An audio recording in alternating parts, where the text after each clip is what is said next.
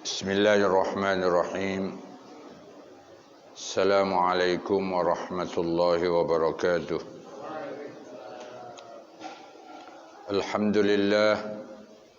Alhamdulillahi bi ni'matihi tatimmus shalihat. Asyhadu an la ilaha illallah wahdahu la syarika lah wa asyhadu anna Muhammadan abduhu wa rasuluh khairul bariyat. Allahumma wa salli wa sallim ala sayyidina Muhammad wa ala alihi wa azwajihi wa ashabihi wa zurriyyatihi ajma'in. Rabbi shrah li sadri wa yassir li amri wa hlul 'uqdatam min lisani yafqahu qawli waj'al li waziran min ahli innaka ala kulli syai'in qadir wa bil ijabati jadir. Subhanaka la ilma lana illa ma 'allamtana innaka antal alimul hakim. Wala haula wala quwwata illa billahil aliyyil azim. Amma ba'du. Jamaah salat subuh berjamaah yang sama-sama dimuliakan dan dirahmati oleh Allah. Mudah-mudahan kita mendapatkan kemuliaan dari sholat subuh berjamaah.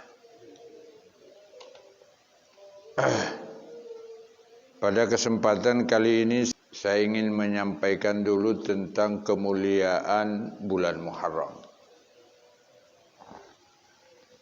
Ya.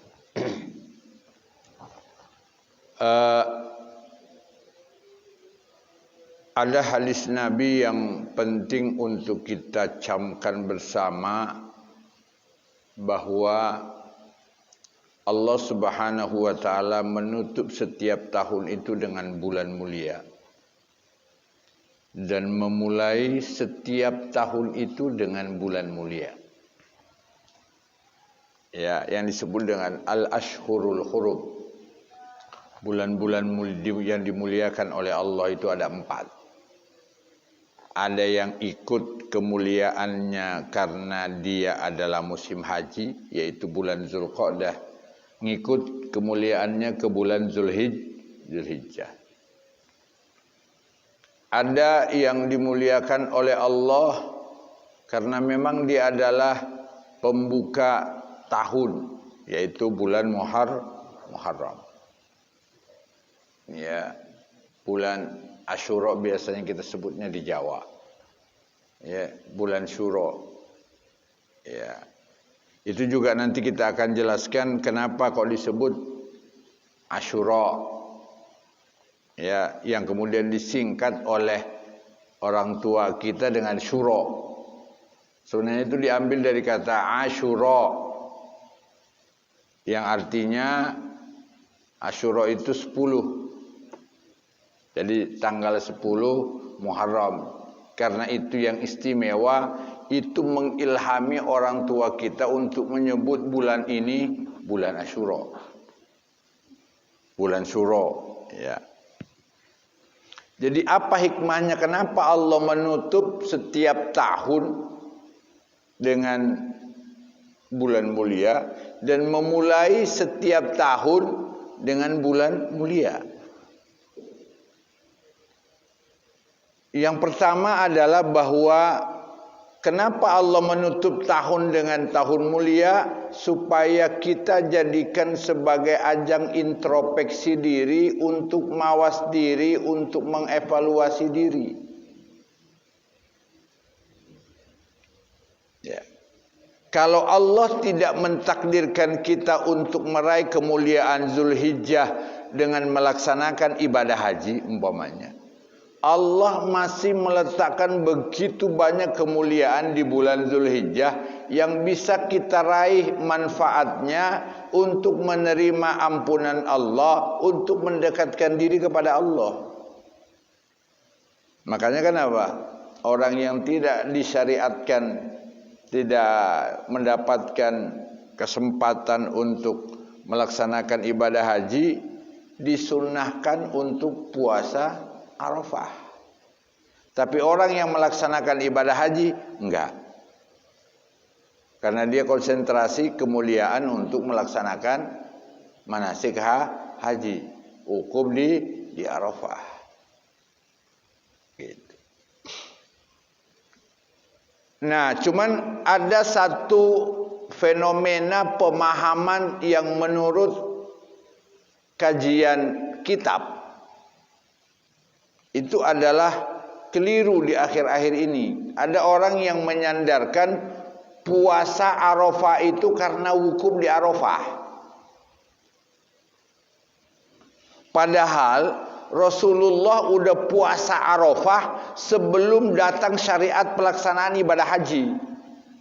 Jadi nggak ada kaitannya Pak dengan wukuf di Arafah dengan puasa Arafah. Sehingga apa? Kalau ditetapkan wukuf di Arafah umpamanya oleh pemerintah Arab Saudi hari H, umpamanya kita di sini menetapkan tanggal puasa Arafahnya hari B, maka itu tidak ada yang salah. Yang penting penetapannya adalah tanggal 9. Tidak ada acuannya bahwa harus karena wukufnya di Arafah tanggal segini di Arab Saudi ditetapkan. Ya di Indonesia berdasarkan atas penetapan di sini, karena jaraknya antara Indonesia dengan Arab Saudi itu jauh. Ya, kita duluan yang terbit bulan itu baru di Arab Saudi, dan setiap waktu itu bulan itu naik. Boleh jadi di Indonesia belum kelihatan, di sana kelihatan, Pak.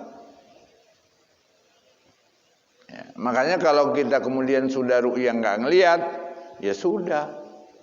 Kita berdasarkan atas panduan ru'yah. Sumu li ru'yatihi, Anda berpuasa karena melihat bulan. Ya maksudnya hitungannya adalah berdasarkan atas melihat bulan. Maka itu yang ingin saya sampaikan, bahwa nggak ada kaitannya. Ada orang suka, orang wukufnya di Arafah, Anda kok puasa Arafahnya di sini beda.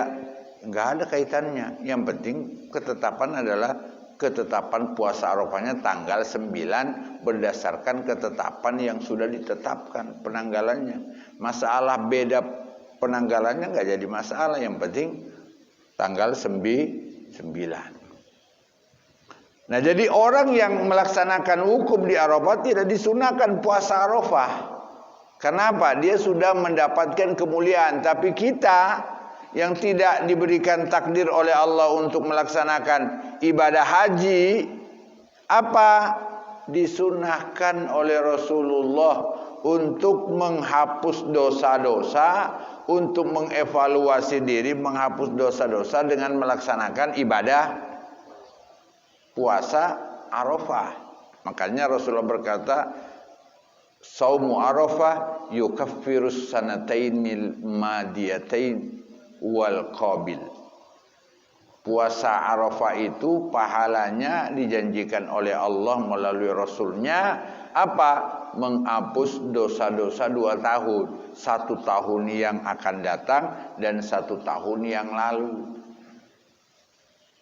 Maka itu adalah evaluasi di diri. Kadangkala ada orang ya, sudah disuruh mengevaluasi diri untuk kemudian apa? Memperbaiki diri, dan makanya didatangkan lagi bulan mulia. Apa itu? Bulan Muharram. Nah, untuk mendekatkan diri ke Allah, amalannya apa? 1, amalannya adalah puasa. Maka kata Nabi dalam hadisnya yang sahih, tidak ada hadis Muslim, tidak ada hari-hari yang lebih baik berpuasa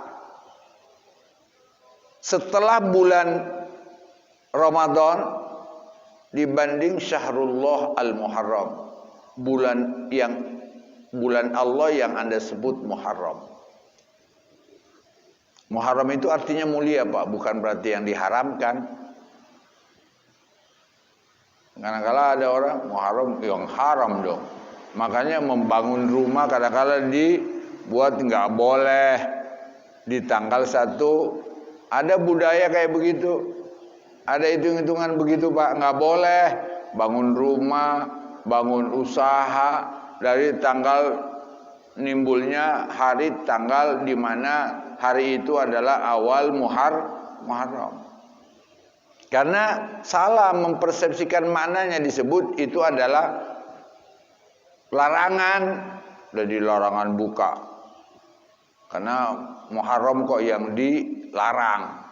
Padahal Muharram itu maksudnya apa? Adalah yang dimuliakan. Seperti Masjidil Haram.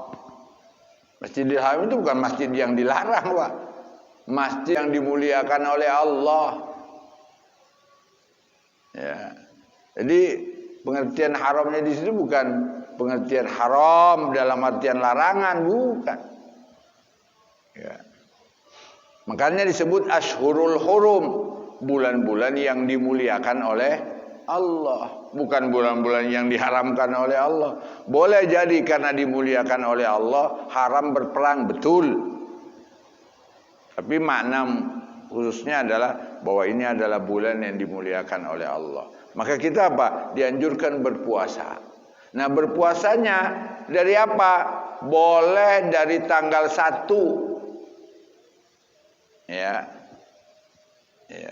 Tanggal 1 sampai tanggal 10, boleh dilanjutkan sampai 11. Kenapa kok 11? Makanya sebagian orang mengatakan memasukkan pada jumlah bilangan yang dicintai oleh Allah itu adalah ganjil. Makanya kalau Anda berpuasa boleh mulai dari tanggal 1. Kenapa dasarnya? Karena Nabi mengatakan tidak ada bulan yang lebih baik untuk berpuasa setelah bulan Ramadan selain bulan yang Anda sebut bulan Muharram. Itu hadisnya sahih di Sahih Muslim.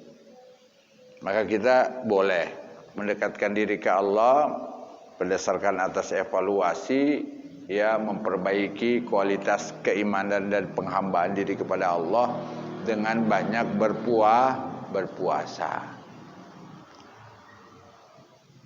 Kemudian yang lebih dianjurkan berpuasa, betul, cuman 2 hari. Dan yang dicontohkan oleh Nabi cuman 1 hari, yaitu tanggal 10. Makanya salah kalau ada orang yang mengatakan sesuatu yang tidak dicontohkan oleh Nabi bid'ah. Contohnya adalah puasa Muharram, Pak. Enggak pernah dicontohkan oleh Nabi tanggal 9 itu. Tapi hukumnya sunnah. Kenapa? Karena Nabi SAW wafat sebelum dia melaksanakan. Dia sudah berniat, lau baqaitu minas sanatil muqbilah lasumtu tasya. Kalau Allah memberikan aku usia panjang, aku di tahun depan masih ketemu dengan bulan Muharram, saya akan puasa tanggal 9. Baru beliau mengucapkan itu, tapi belum mencontohkan. Baru ngejelasin. Ya. Beliau enggak. Terus apa? 3 bulan setelah beliau mengucapkan sabda ini, Allah panggil. Dia mengucapkannya di bulan Muharram. Ya, Rabiul Awal udah wafat. Karena beliau lahirnya Rabiul Awal, meninggalnya juga Rabiul Awal. Nah, sehingga apa kita? Yang kedua, apa kita mendekatkan diri? Banyak melakukan perbuatan ibadah sedekah sosial. Sedekah. Muliakan bulan ini dengan banyak bersedekah. Sedekahnya apa? Boleh sedekah makanan, menyiapkan takjilan buat orang yang puasa Arafah. Ditradisikan pokoknya di masjid ini, ayo buka, bawain anak-anak santri di sini bukaan, itu bagus sekali. Ya, nyiapin bukaan, dan itu sangat dimuliakan oleh Allah pahalanya. Ya. Sampai ada hadis yang mengatakan orang yang menyiapkan takjilan, kalau bahasa kita iftar, takjil, orang untuk berpuasa, ya, tanggal 10 Asyura, maka Allah akan selamatkan dia dari siksa alam kubur. Akan diberikan oleh Allah pahala bagus seperti pahala orang yang melaksanakan ibadah umroh. Jadi bagus kita banyak melakukan sedekah. Gitu ya, sedekah tanggal Muharram. Itu jadi dalam kitab As-Samarqandi Tanbihul Ghafilin diungkapkan itu. Nah, terus kenapa disebut Asyura? Apa kemuliaannya kalau disebut tanggal 10 Asyura? Kenapa kok tanggal 10-nya? Ulama berselisih pendapat tentang kenapa disebut tanggal Asyura, tanggal 10 ini. Apa keistimewaannya? Satu, ada yang mengistilahkan dari sebutan Asyura itu karena 10 hari berlalu dari bulan Muharram. Ada yang menyebutnya Asyura karena Allah menyelamatkan 10 orang termulianya. Ya. Yang monumental itu yang disebut dalam hadis itu adalah Allah selamatkan Nabi Musa, ya, dari kejaran Fir'aun yang membelah Lautan Merah itu tanggal 10 Muharram. Allah selamatkan Nabi Ibrahim dari amukan api Raja Namrud ketika beliau dilempar ke kobaran api. Allah selamatkan beliau dan berfirman, ya narukuni bardan wa salaman ala Ibrahim. Selamatnya itu adalah tanggal 10. Allah keluarkan Nabi yang ditelan oleh ikan paus. Ya, itu juga tanggal 10. Jadi ada 10 orang termulianya Allah yang diselamatkan dari musibah, dari bala yang dari ujian Allah. Itu apa? Dikeluarkan dari bencana itu oleh Allah dengan selamat 10. Kemudian ada yang menyebutkan bahwa tanggal 10 yang disebut Asyura itu, ya, karena Allah Subhanahu wa taala memuliakan umat Muhammad dengan 10 kemuliaan. Di antaranya dimuliakan dengan bulan Zulhijjah, dimuliakan umat Muhammad dengan bulan Muharram tanggal 10, dimuliakan lagi dengan bulan Ramadan, dimuliakan lagi dengan Lailatul Qadar. Banyak, ada 10 kemuliaannya. Ya. Maka disebutlah tanggal Asyura. Karena saking mulianya tanggal 10 itu lebih tenar tanggal 10 dari nama bulannya. Makanya orang tua kita dulu, wabil khusus orang Jawa, ya, nyebutnya Asyura. Sama kayak umpamanya ada keluarga yang terkenal itu yang yang dipanggil. Makanya ada di Arab itu sebutan pokoknya Al-Attas. Padahal keturunan Attas itu bukan cuman Al-Attas itu, tapi dia yang diambil, ya. Syihab. Padahal ada Pak Quraisy, ini nggak disebut. Kenapa? Karena lebih monumental Pak Syihabnya daripada Pak Quraisynya. Makanya sebut keluarganya adalah Syihab.